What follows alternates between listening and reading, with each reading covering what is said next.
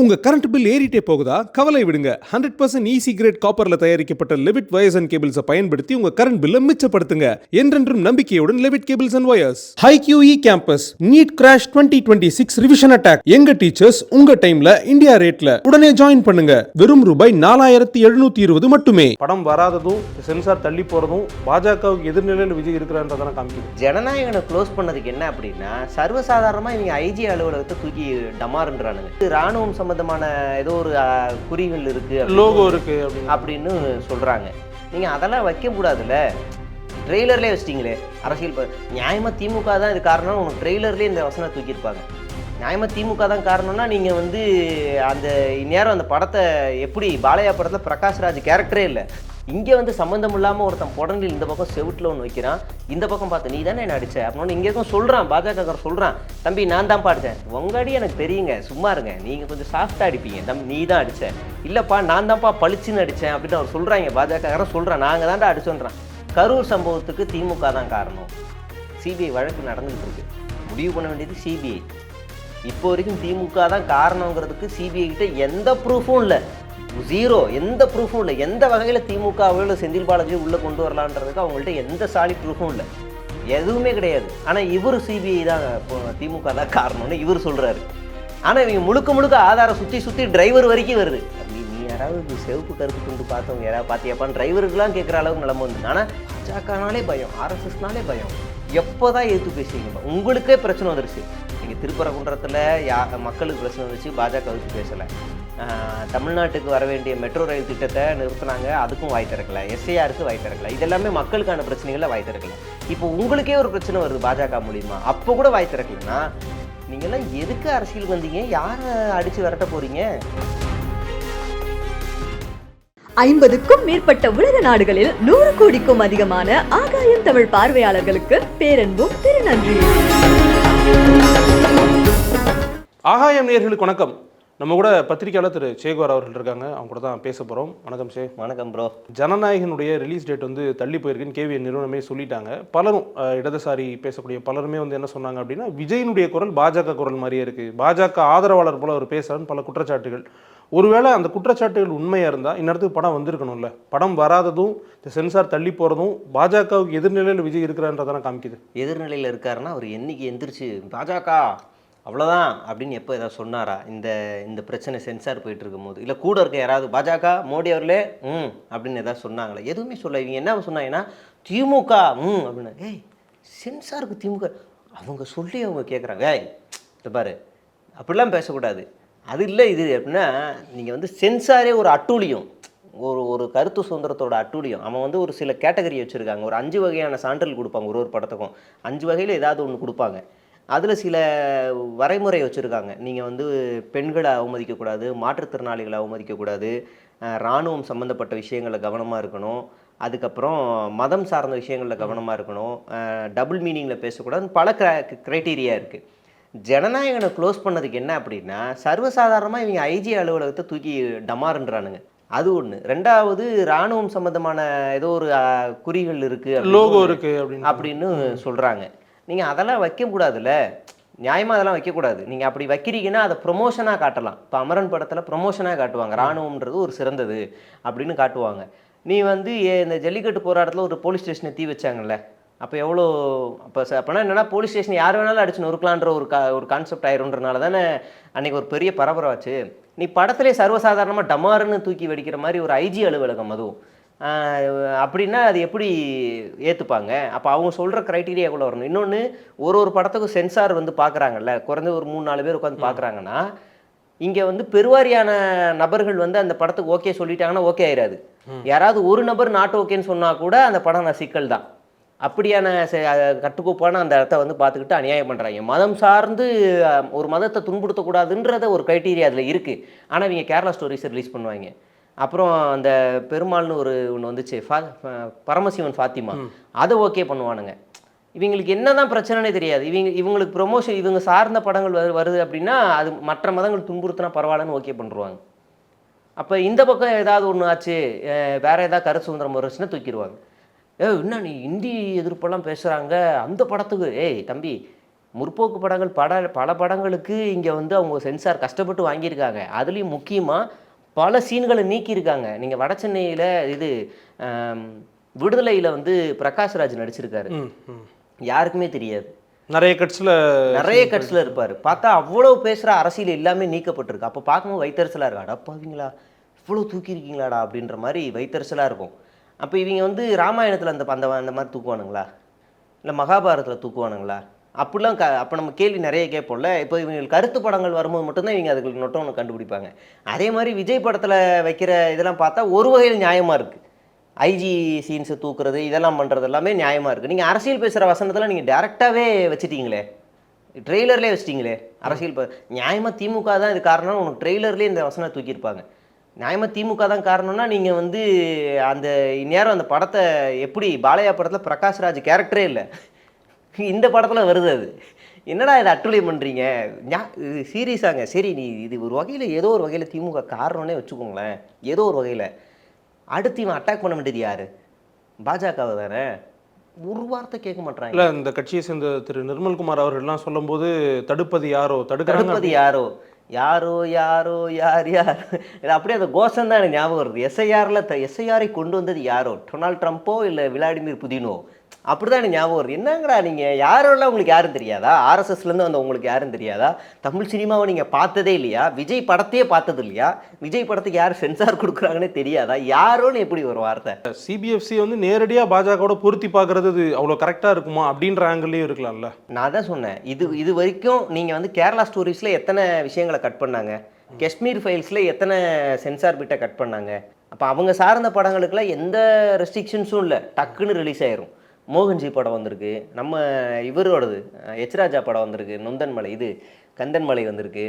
அதுக்கெல்லாம் எந்த சென்சார் கொடுத்தாங்க எதுவுமே தெரியல. பாவம், அவரெல்லாம் வஞ்சிக்கப்பட்டிருக்காரு. படமே தேட்டரே கொடுக்கலையா, அதனால யூடியூப்பில் பண்ணாராம். நம்ம நம்ப வேண்டிய கட்டாயத்தில் இருக்கிறோம். சரிங்களா? அப்போ நீங்கள் வந்து எதிர்க்கணும்னா யார் கீழே இருக்கோ அவங்களாம் எதிர்க்கணும்.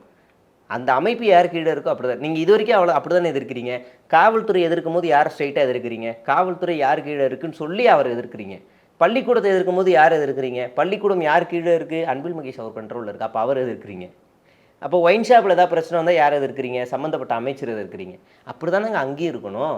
இங்கே வந்து சம்மந்தம் இல்லாமல் ஒருத்தன் புடனில் இந்த பக்கம் செவுட்டில் ஒன்று வைக்கிறான், இந்த பக்கம் பார்த்து நீ தானே என்ன அடிச்ச அப்படின்னு இங்கே இருக்கும் சொல்கிறான். பாஜக சொல்கிறான், தம்பி நான் தான் அடித்தேன். உங்கள் அடி எனக்கு தெரியுங்க, சும்மா இருங்க, நீங்கள் கொஞ்சம் சாஃப்டாக அடிப்பீங்க, தம்பி நீ தான் அடித்த. இல்லைப்பா நான் தான்ப்பா பளிச்சுன்னு அடித்தேன் அப்படின்னு அவர் சொல்கிறாங்க. பாஜக சொல்கிறான் நாங்கள் தான்டா அடிச்சோன்றான். நீ தங்கமான மனுஷையா, நீ எப்படியா அடிப்ப? நீ முன்னாடி நீ அடி, ஓங்கி அடி, இன்னொரு அடி அடிப்பான், அடிச்சுட்டு மறுபடியும் இல்லை இந்த அடி இல்லை, இந்த அடி இல்லை, நீ இருக்கல, நீ கொஞ்ச நேரம் ஓரமான இல்லையா, நம்ம பின்னாடி அடிச்சுக்கிட்டே இருப்பான். பார்த்தியா அடிச்சுக்கிட்டே இருக்குன்னு இந்த பக்கம் பார்த்தே சொல்கிறாங்க. எனக்கு அதுதாங்க ஆச்சரியமாக இருக்குது. நேற்று ஒரு ஸ்பேஸில் ஒரு ஆச்சரியக்குறிகள் பேசிக்கிட்டு இருக்காங்க. இந்த சென்சார் கண்ட்ரோல் இருக்குல்ல, அதுக்கு யாரோ சேர்மேன் யாரோ இருக்காங்கப்பா. யாருன்னு படி முருகன் போட்டிருக்கு. முருகன் யாரு? முருகன் எந்த கட்சின்னு பாரு. அந்த அளவுக்கு ஆச்சரியக்குறியா இருக்கானுங்கண்ணா.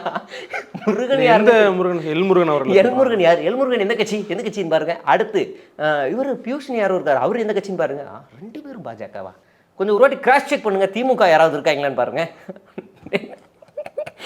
இவங்க எப்படி ஏதாவது ஒரு வகையில் எதிர்க்கணும்னு இவங்களுக்கு பாயிண்ட் வந்தா வேண்டாம் எதிர்க்க வேண்டாம், நம்ம பார்த்து எதிர்க்கணும், அவங்களாம் எதிர்க்கிறது எதுக்கு அப்படின்ற மைண்ட் செட்லேயே தான் இவங்க இருக்கானுங்க. இல்லைங்க, ஒருவேளை அவங்க வந்து அதில் ஒரு தெளிவு இல்லாமல் கூட இருக்கலாம். ஓகே, இது வந்து திமுக செய்யக்கூடிய ஒரு வேலைன்னு கூட இருக்கலாம். ஆனால் பாஜக வந்து இது எதிர்க்கிறாங்களா? ஏன்னா இப்போ வரைக்கும் ஹோல்டு பண்ணி வச்சிருக்காங்கன்னா பாஜக விஜய் வந்து அவங்களுக்கு எதிரியாக தானே பார்க்குறாங்க. ஆமாம், அதை தான் நான் இப்போ தெளிவாக ஒரு கதையோட சொன்னேன். இந்த பக்கம் இருந்து பளிச்சுன்னு அடிச்சுக்கிட்டே இருக்காங்க, இவர் இந்த பக்கம் பார்த்து நீ தானே அடிச்சு. இல்லை, இப்போ எதிர்நிலை அரசியல்ன்றதை நம்ம ஒத்துக்கலாமான்னு கேட்குறேன். பாஜக எதிர்நிலை அரசியல் பாஜகலாம் பண்ணலை, மறைமுகமாக லைட்டாக தூக்கி அடிக்குது.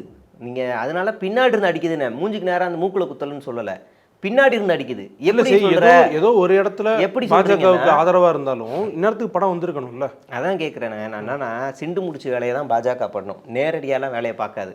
நீங்கள் சிண்டு முடிச்ச வேலையை வந்து இப்படி பின்னாடி இருந்து அடிக்கிற வேலையை பண்ணும். நேரடியாக என்ன செய்யும்னா அரவணைக்கிற வேலையை பார்க்கும். நாயனார் நாகேந்திரன் வந்து அமித்ஷா வந்தப்போ மேடையில் என்ன சொல்கிறாருன்னா, கரூர் சம்பவத்துக்கு திமுக தான் காரணம், சிபிஐ வழக்கு நடந்துக்கிட்டு இருக்கு, முடிவு பண்ண வேண்டியது சிபிஐ.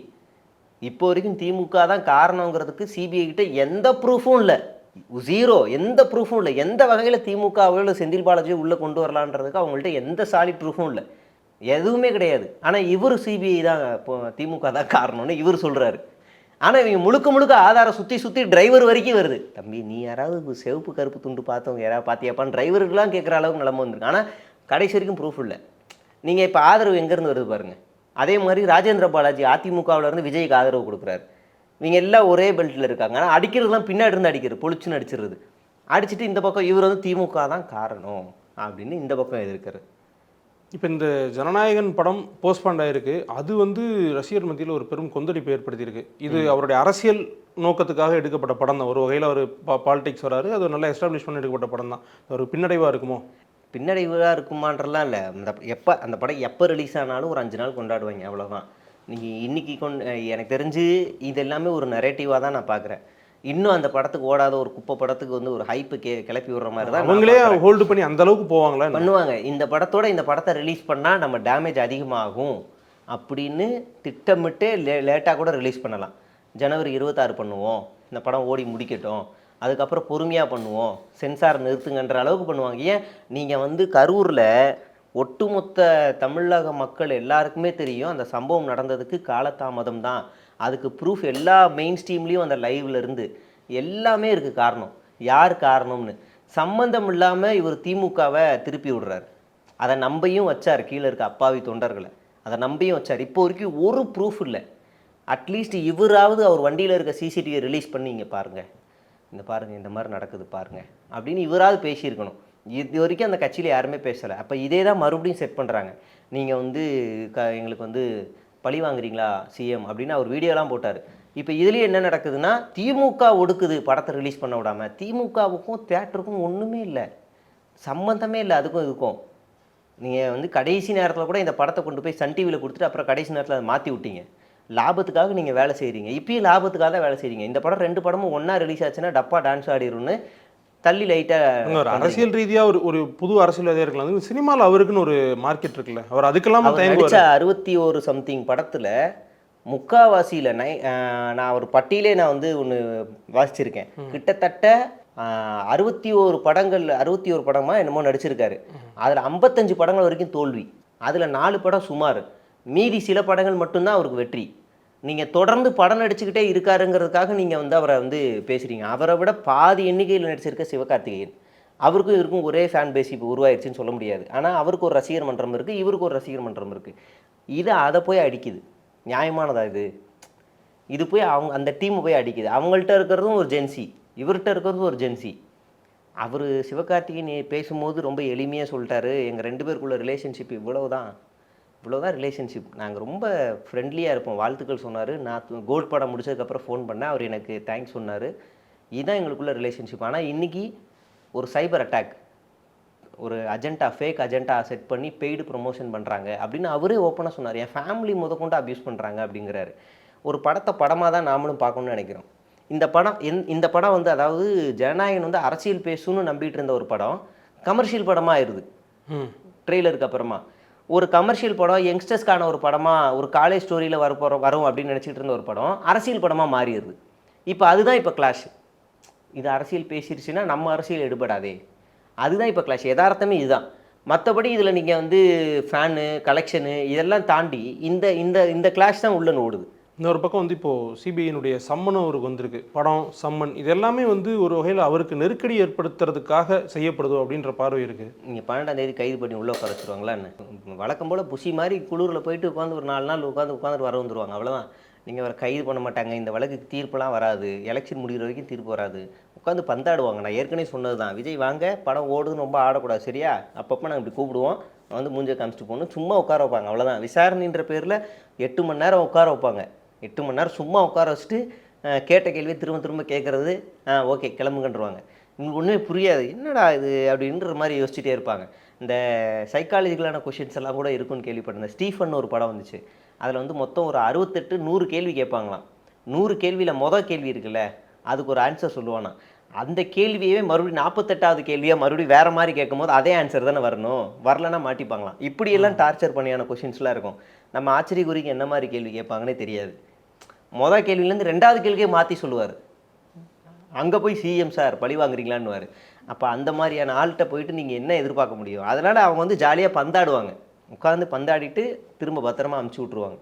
அவ்வளோதான். நீங்கள் வந்து ஜனநாயகன் வந்து இந்த டேட்டில் ரிலீஸ் ஆகலை, அதனால் தொண்டர்கள் மனவிரக்தியில் இருக்காங்க அப்படின்னா ஒரு 2 நாள் தாங்க இருக்கும், 2 நாள் தான் இருக்கும். திங்கக்கிழமை அவன் வந்து மறுபடியும் வேலைக்கு போயிடுவான், செவ்வாய்க்கிழமை வேலைக்கு போயிடுவான், புதன்கிழமை வந்து பொங்கல் கொண்டாடுவான், அவ்வளோதான் முடிஞ்சிருச்சு. திரும்ப மறுபடியும் படம் என்னைக்கு ரிலீஸ் ஆகுதோ அன்றைக்கி வந்து அவன் பார்க்க போகிறான், அவ்வளோதான். இல்லை என்னானாலும் அவங்களுக்கு ஒரு ஆதங்கம் இருக்கும்ல, கடைசி படம், அந்த கடைசி படத்துக்கு இவ்வளோ தொந்தரவு கொடுக்கணுமா அப்படிங்கிற ஒரு ஆதங்கம் இருக்க தானே செய்யும். இல்லை நீங்கள் அந்த அதுதான் அங்கே கேட்குற தொந்தரவு இருக்குது, நெருக்கடிகள் இருக்குது, பழி வாங்குறாங்க. யார் பழி வாங்குறாங்க அதுதான் கேள்வி. யார் பழி வாங்குறாங்க? உண்மையிலே விஜய் பழி வாங்குறாங்க. ஆமாம், படத்தை ரிலீஸ் பண்ண மாட்டாங்க, சர்டிஃபிகேட் தர மாட்டாங்க. விஜய்க்கு மட்டும்தான் நிறைய படங்களில் சிக்கல் வருது, அம்மா பில்லி சுனியை வச்சுருக்காங்கன்னு பூஜைலாம் வேற பண்ணாங்க, எல்லாமே இருக்குது. சரி, இப்போ இந்த படத்துக்கு இன்றைக்கி இந்த படத்துக்கு காரணம் யார்? அதுதான் மேட்ரு. இப்போ இந்த விஷயத்த கூட அவர் தனக்கு சாதகமாக எடுத்துக்கிட்டு பாஜக ஒன்றிய அரசே உனக்கு ஒரு படத்தை படமாக பாரு, கருத்து சுதந்திரத்தில் நசுக்காத அப்படின்னு ஒரு வார்த்தையை பிச் பண்ணலாம்ல. அதுக்கும் இல்லை. நீங்கள் வந்து கடைசியாக ஒரு பாட்டு விரல் எடுக்கல தீப்பந்தம் வச்சு என்னமோ ஒரு பாட்டு, அது ஒரு கேஸ் போட்டாங்க. கடைசியில் அந்த பாட்டு தேட்டரில் வரும்போது அந்த மியூசிக் மட்டுமே ஓடுச்சு. எனக்கு என்னடா இது அப்படின்ற மாதிரி இருந்துச்சு எனக்கு. நீங்கள் அந்த மாதிரி சென்சாரில் கட் பண்ணு ஓகே சொல்லிட்டு அவங்க எடுத்துருவாங்க, இதை எடுத்துருங்க பரவாயில்லன்னு எடுத்துருவாங்க. நீங்கள் அங்கே போய் ஃபைட் பண்ணணும். ஆனால் சம்மந்தம் இல்லாமல் கீழே இருக்கவனை ஃபைட் பண்ணுறீங்க. நீங்கள் இந்த வீட்டுக்காரன் உங்கள் வீட்டு வாசலில் தண்ணி ஊற்றினானா இந்த வீட்டுக்காரனை போய் அடிக்கிறீங்க, இந்த வீட்டுக்காரனை அடிக்கிறீங்க. அதுதான் பிரச்சனையே. ஏன்டா தண்ணி ஊற்றுனே? ஊற்றுனது அவன்டா, அதெல்லாம் இல்லை நீ தான் ஊற்றுன அப்படின்னு இப்படி போய் அடிக்கிறீங்க. நீங்கள் இதை கூட ஒரு வாய்ப்பாக எடுத்துக்கிட்டு பாரு, எங்கள் தலைவர் கொள்கை தலைவர் எப்படி லெஃப்ட் அண்ட் ரைட்டு வாங்குறாரு அப்படின்னு நீங்கள் பேசிட்டு நீங்கள் அது ஒரு அழகான ஒரு நெரேட்டிவ் ஆகிருக்கும்ல. தயங்குறது ஏன்? அப்போது ஒரு வகையில் ஒரு பயம் தானே. பாஜகனாலே பயம், ஆர்எஸ்எஸ்னாலே பயம். எப்போ தான் எதிர்த்து பேசுவீங்க? உங்களுக்கே பிரச்சனை வந்துருச்சு. நீங்கள் திருப்பரங்குன்றத்தில் மக்களுக்கு பிரச்சனை வந்துச்சு, பாஜக எதிர்த்து பேசலை. தமிழ்நாட்டுக்கு வர வேண்டிய மெட்ரோ ரயில் திட்டத்தை நிறுத்தினாங்க, அதுக்கும் வாய் திறக்கலை. எஸ்ஐஆருக்கு வாய் திறக்கலை. இதெல்லாமே மக்களுக்கான பிரச்சனைகளில் வாய் திறக்கலை. இப்போ உங்களுக்கே ஒரு பிரச்சனை வருது பாஜக மூலிமா, அப்போ கூட வாய் திறக்கலைன்னா நீங்கள்லாம் எதுக்கு அரசியலுக்கு வந்தீங்க? யாரை அடித்து விரட்ட போகிறீங்க? நாளைக்குனா எனக்குலாம் என்ன பயம்னா, நாளைக்கு மறுபடியும் விஜய் ஒரு வேளை ஆட்சிக்கு வந்துட்டாருன்னா, இல்லை எடப்பாடி பழனிசாமி ஆட்சிக்கு வந்துட்டாருன்னா, ரெண்டும் ஒரே மாதிரி தான் இருக்கும். வந்துட்டாருன்னா திருப்பரங்குன்ற விஷயம்னா டக்குன்னு விலைக்கு ஏற்றின்றுவாங்க, நாளைக்கு மசூதி இடிச்சிருவாங்க. அது நடக்கும், சத்தியமாக நடக்கும், அது நடக்கும். எப்படி இவங்களால நம்பி நம்ம ஆட்சியை கொடுக்க முடியும்? உங்களுடைய நேரத்துக்கும் கருத்துக்களுக்கும் ரொம்ப நன்றி. நன்றி. உங்க கரண்ட் பில் ஏறிட்டே போகுதா? கவலை விடுங்க. 100% ஈசி கிரேட் காப்பர்ல தயாரிக்கப்பட்ட லெவிட் வயர்ஸ் அண்ட் கேபிள்ஸை பயன்படுத்தி உங்க கரண்ட் பில்லை மிச்சப்படுத்துங்க. என்றென்றும் நம்பிக்கையுடன் Levit cables and wires. HiQE campus NEET crash 2026 revision attack. எங்க டீச்சர்ஸ் உங்க டைம்ல இந்தியா ரேட்ல. உடனே ஜாயின் பண்ணுங்க. வெறும் ரூபாய் 4720 மட்டுமே.